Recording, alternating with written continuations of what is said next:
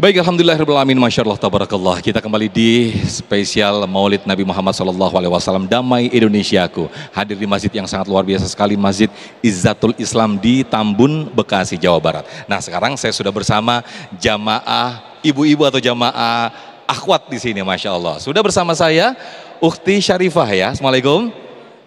Boleh didekatkan mic-nya, Ukhti Syarifah? Oke, ini Syarifah nanti akan mengajukan pertanyaan ke Ustadz ya. Nanti akan dijawab oleh Ustadz Abi Maki. Nah, sebelum Ukhti Syarifah mengajukan pertanyaan, saya akan nanya dulu nih. Nah, kita berandai-andai nih, misalnya Rasulullah Shallallahu Alaihi Wasallam masih hidup di zaman sekarang dan Syarifah ada di situ. Apa yang Syarifah lakukan dan perasaan apa yang Syarifah rasakan? Kalau aku pribadi pasti bakal terharu ya. Terus senang juga karena kita bisa hidup di zaman yang bersamaan dengan manusia mulia, manusia sempurna. Dan perasaannya itu mungkin nggak bisa diungkapkan pakai kata-kata karena udah Masya Allah seneng banget. Masya Allah, baik. Itulah ungkapan yang ketika kita melihat akhlak Rasulullah SAW yang begitu indah ya. Oke, silakan kami persilakan Syarifah untuk mengajukan pertanyaan yang insya Allah akan dijawab oleh Ustadz Abi Maki. Silakan Ustadz. Ya, Syarifah terlebih dahulu. Assalamualaikum warahmatullahi wabarakatuh. Izin bertanya Ustadz. Silakan. Apa saja akhlak Rasulullah SAW yang bisa kita terapkan dalam kehidupan sehari-hari, khususnya untuk para remaja?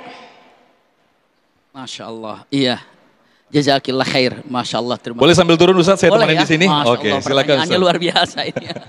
Jadi usikum wa iya ya nafsi bitaqwallah, ketika pertanyaan yang sangat indah. Akhlak apa saja yang kira-kira bisa ditiru oleh Gen Z yang sekarang ini? Masya Allah, ini luar biasa nih. Gen Z ini Ustadz. Iya. Punten, kita lihat dulu ya, karena yang namanya contoh buat Rasulullah itu segala-galanya. Dikatakan laqad kana lakum fi Rasulillahi uswatun hasanah fi kulli syai', dari segala sesuatu. Iya. Tapi yang harus ditiru oleh seluruhnya secara umum, bahkan untuk kita semuanya, anak-anak kita, ajarkan dengan dua hal yang terpenting. Pertama adalah simpan baik-baik dengan mengatakan kalimatnya adalah usikum wa iyaya nafsi bitaqwallah. Di zaman sekarang ini adalah mudah memaafkan. Ini dia, mudah memaafkan. Karena hidup di dunia ini satu, kalau kita tidak menyakiti orang, kita disakiti orang. Kalau kita ini disakiti orang, memaafkan. Lalu kalau kita menyakiti orang, tinggal minta maaf. Itu adalah akhlak Rasulullah SAW yang utama. Tidak pernah punya dendam. Kenapa? Karena Rasulullah husnudzon, apapun yang terjadi, yang terlihat, oh mungkin dia mengatakan itu karena ini, karena ini, karena ini. Berarti Rasulullah tidak pernah punya suudzon. Dan Rasulullah mudah memaafkan. Ini yang paling top untuk kita lihat.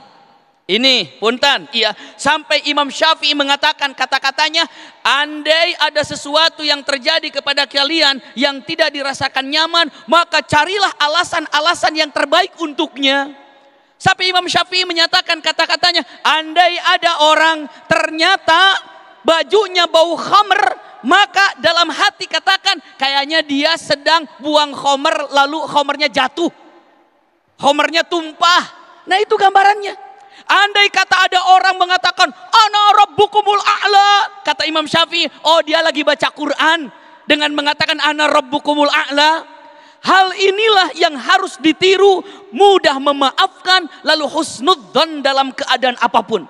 Ini khususnya untuk anak-anak kita, generasi kita, terlalu banyak suudzon, akhirnya menanggapi berbagai macam hal dengan punten suudzon tadi.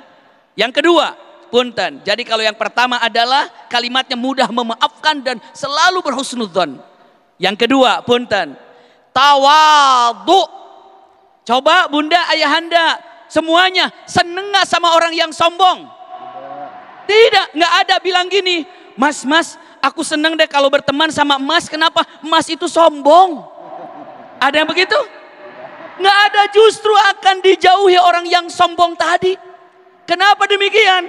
Karena orang yang sombong ini membuktikan kalau dirinya banyak kekurangan. Maka untuk menutupi kekurangannya, dia harus bersombong diri. sombong dengan prestasi, sombong dengan kekayaan, sombong dengan apa yang dimilikinya. Hakikatnya dia ini banyak kekurangan. Maka apa yang terjadi kalau tawadu? Al-Quran mengatakan wa rafa'na laka dzikrak. Aku angkat namamu ya Rasulullah. Siapa yang mengangkat? Allah subhanahu wa ta'ala. Ketika adzan kita dengarkan, ketika mengatakan adzan, ketika kalimatnya asyhadu an la ilaha illallah, asyhadu an la ilaha illallah. Lanjutnya apa?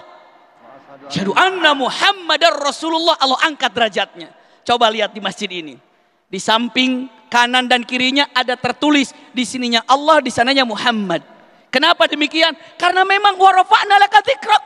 Kadang-kadang ada orang mengatakan Allahnya taruh di atas, Muhammadnya agak di bawah. Tidak, samakan karena Allah yang mengangkat derajat Rasulullah itu. Di sini di masjid ini ada Allah Muhammadnya, cara tulisannya ada datar, rata, apa satu di bawah? Rata. Kenapa? Wa rafa'na laka dzikrak. Allah mengangkat namanya itu. Pertanyaannya kenapa sampai Allah mengangkat nama itu? Jawabannya simpel, karena Rasulullah tawadu. Allah pun Rasul mengatakan kullama tawadu ahakadha rafa'ahu Allahu hakadha. Setiap orang tawadu Allah angkat derajatnya, lebih tawadu lebih diangkat derajatnya. Untuk anak-anak kita, untuk kita semuanya, dua hal yang perlu diketahui. Satu adalah punten, mudah memaafkan dan selalu berhusnudzon. Yang ketiga, yang keduanya adalah punten, tawadu. Wallahu a'lam bishawab. Baik, Masya Allah, terima kasih Ustadz Abi Maki atas jawabannya. Mudah memaafkan dan juga husnuzon atau selalu berbaik sangka. Ini mungkin satu hal yang ringan tapi mungkin sulit kita terapkan. Nah,